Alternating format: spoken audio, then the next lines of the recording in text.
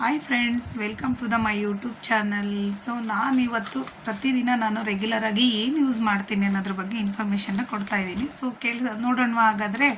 So ಮೊದಲನೇದಾಗಿ ನಾನು face wash ಆಗಿ ಇದನ್ನು ಯೂಸ್ ಮಾಡ್ತಾ ಇದ್ದೀನಿ. ಸೊ ಈ ಬಂದು ಮೊರಕನ್ ಆರ್ಗನ್ ಆಯಿಲ್ ಕ್ಲೆನ್ಸರ್ ಯೂಸ್ ಮಾಡ್ತಾ ಇದ್ದೀನಿ. ಇದನ್ನು ನಾನು ಫೇಸ್ ವಾಶಿಗೆ ಯೂಸ್ ಮಾಡಬೇಕು. ಸೊ ಇದಾದ ನಂತರ ಫೇಸ್ ವಾಶ್ ಆದಮೇಲೆ 3-in-1 ಕ್ಲೆನ್ಸರು.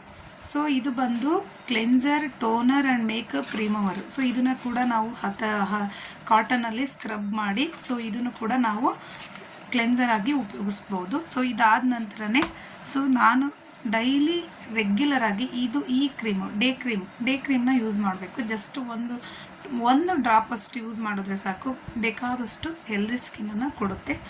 ಸೊ ಅದಾದ್ರ ಮೇಲೆ ಜೊತೆಗೆ ಆಲ್ಮಂಡ್ ಆ್ಯಂಡ್ ಲ್ಯಾವೆಂಡರ್ ಇರೋದ್ರಿಂದ ಇದನ್ನು ಆಲ್ ಸ್ಕಿನ್ ಟೈಪ್ ಆಫು ಕೂಡ ಯೂಸ್ ಮಾಡ್ಬೋದು. ಅದಾದ ನಂತರ ರೆಗ್ಯುಲರಾಗಿ ಆ್ಯಂಟಿ ಏಜಿಂಗ್ ಕ್ರೀಮ್, ನೈಟ್ ಕ್ರೀಮ್ನ ಕೂಡ ಈ ಒಂದು ಪ್ರಾಡಕ್ಟನ್ನು ಯೂಸ್ ಮಾಡ್ತಾ ಇದ್ದೀನಿ. ಸೊ ಈ ಪ್ರಾಡಕ್ಟಲ್ಲಿ ಏನಿದೆ ಅಂದರೆ collagen and vitamin E all skin type use ಇರೋದ್ರಿಂದ ಇದನ್ನು ಕೂಡ ರೆಗ್ಯುಲರಾಗಿ ನಾನು ಯೂಸ್ ಮಾಡ್ತಾಯಿದ್ದೀನಿ.